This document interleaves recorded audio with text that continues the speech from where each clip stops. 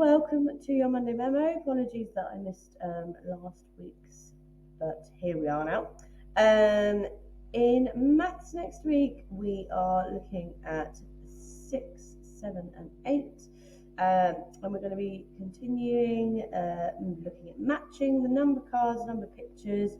We'll be looking at combining two groups to make those numbers as well, looking at the composition of those numbers, doing a bit of practical problem solving to explore those numbers, and also looking at adding more as well, putting a number in our head and counting on using a number line or using our fingers.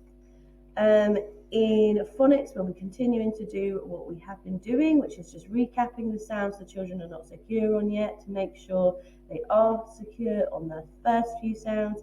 And Mrs. Joel is continuing to look at those digraphs with her group as well. We're going to have an Understanding the World focus in history. So we are going to be recapping what history is, talking about it's something that's already happened. And we're also going to be thinking about grandparents and the generations that have come before us. So what we would love is if you could send in a picture of your child's grandparents and maybe tell them a little bit about them.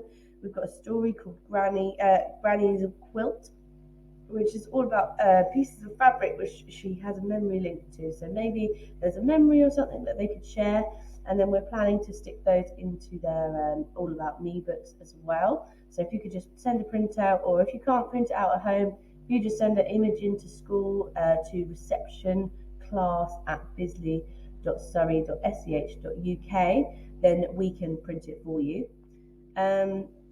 We're going to have a focus in EAD art, looking at making books and joining materials. And we're going to link that to our families as well, so they can make a kind of family book.